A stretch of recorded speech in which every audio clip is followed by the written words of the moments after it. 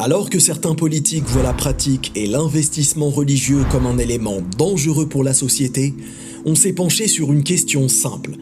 La recherche de la science religieuse, la barbe, le voile, la trace sur le front due au sujoud ou notre manière de nous habiller font-ils de nous des futurs terroristes?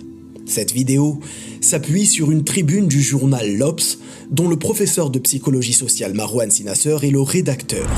Même si en apparence, l'islamophobie semble augmenter quotidiennement, une lueur d'espoir se dégage sur la réelle perception des musulmans en France. Le procès des attentats du 13 novembre 2015 a permis de mettre en lumière le peu de religiosité de certains des principaux accusés. Le journal Le Monde précise que les résultats des interrogatoires sur ce dossier lié au terrorisme mettent en évidence que la cause réelle de ces actes immondes proviennent plutôt du malaise social et identitaire de ces terroristes et non de leur religiosité. Mais pouvons-nous en faire une généralité et dire que ces résultats sont transposables à toute situation similaire à travers le monde? Eh bien, après septembre 2001, le sujet du terrorisme et de son apologie a été le fruit de nombreuses études scientifiques à travers le monde, et particulièrement aux États-Unis. Les études américaines qui d'ailleurs ont le mérite de ne s'en tenir qu'aux résultats factuels et aux statistiques, en évitant toute argumentation spéculative. Des experts en psychologie criminelle de la CIA ont constaté sur les détenus liés au terrorisme qu'en moyenne, sur 5 personnes, 4 d'entre elles n'ont jamais reçu d'éducation religieuse musulmane. Pire encore, comme le rapporte la spécialiste des religions Karen Armstrong, certains détenus avaient acheté le livre « L'islam pour les nuls » sur Amazon.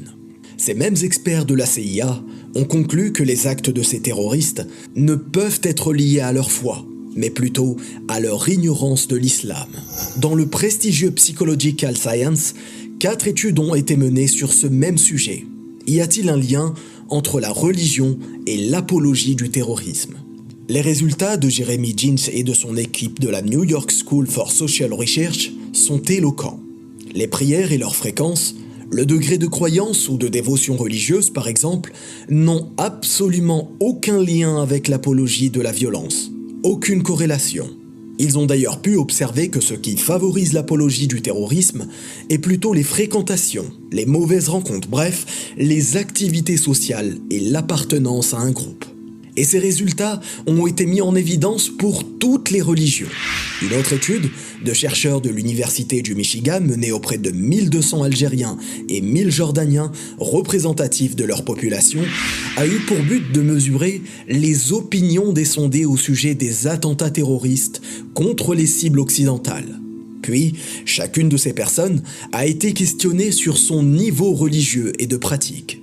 Là encore, les résultats sont sans appel. La pratique et l'investissement religieux ne sont aucunement synonymes d'approbation ou de support de toute attaque terroriste. Cette enquête a d'ailleurs été publiée dans le prestigieux Journal of Conflict Resolution. Parlons maintenant d'une enquête menée au Maroc par le professeur Marwan Sinasser. 2 catégories de questions ont été posées à un panel de 112 personnes. D'un côté, leur niveau de religiosité, avec des questions telles que « Faites-vous souvent mention du nom d'Allah » ou « La lecture du Coran est-elle pour vous une activité très importante ?» Et de l'autre côté, des questions liées à leur position et convictions liées au terrorisme. Ici encore, plus les individus s'identifient comme musulmans, plus ils condamnent sans ambiguïté le terrorisme. Bref, de manière plus générale, les atrocités que peuvent commettre un groupe relèvent plutôt de facteurs sociaux ou politiques que d'une quelconque religiosité. D'ailleurs, les expériences de psychologie sociale telles que Stanford ou Milgram ont permis de mettre en évidence à quel point les individus sont prêts à commettre des actes inhumains dans le seul but de se conformer aux règles d'un groupe. En résumé, plus une personne est investie dans la religion, dans la recherche de la science religieuse et de la perfection de sa pratique, plus cette personne aura du dégoût vis-à-vis du terrorisme, du mépris et de la condamnation sans réserve de ces actes immondes. Pour finir, les grands savants de la religion musulmane nous enseignent que 3 ingrédients dangereux mènent inévitablement au terrorisme. Premièrement, l'isolement social. Deuxièmement, la mauvaise rencontre. Et troisièmement, l'ignorance religieuse.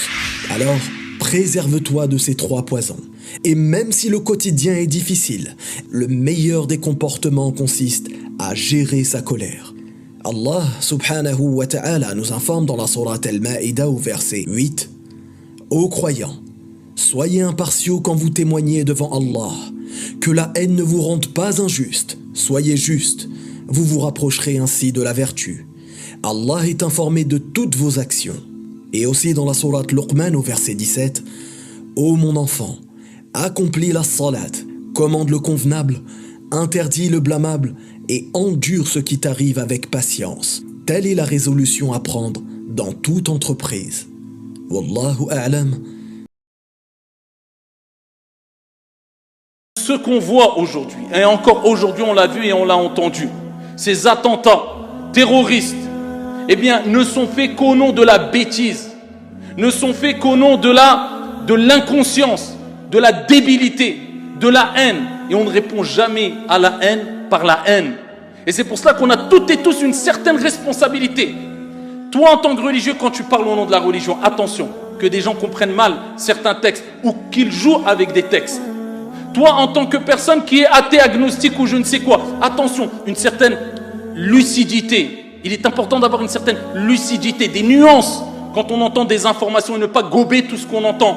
Et de faire la part des choses, car on sait toutes et tous que dans n'importe quel groupe, dans n'importe quelle confession, dans n'importe quelle religion, il y aura toujours une minorité infime de personnes qui vont pourrir tout le reste du groupe, qui vont pourrir l'image réelle que dégage le reste du groupe, malheureusement. Donc il faut agir avec nuance, surtout aujourd'hui où les réseaux sociaux viennent tellement rapidement et les informations tellement rapidement qu'on n'a même plus le temps de digérer les informations.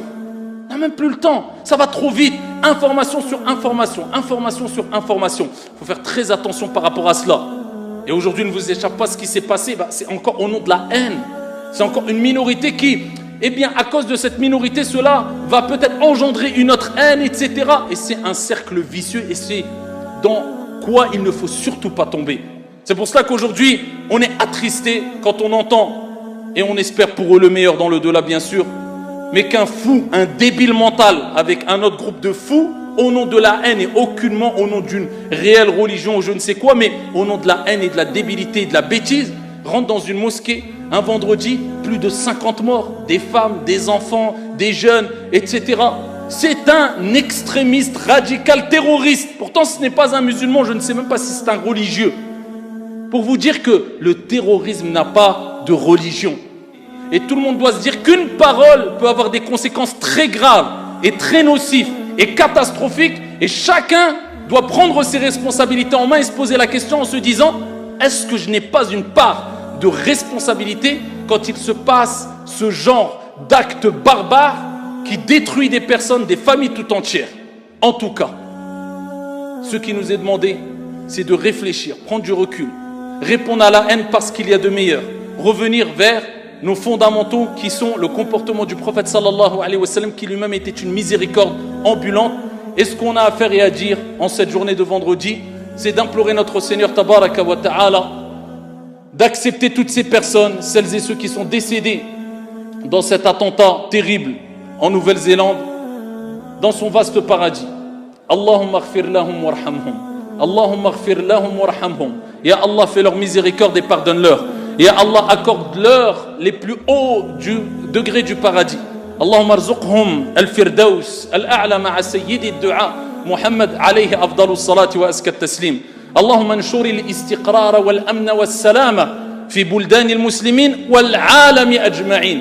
On implore notre Seigneur de répandre la paix, la stabilité, la sérénité dans les pays musulmans et dans l'ensemble du monde.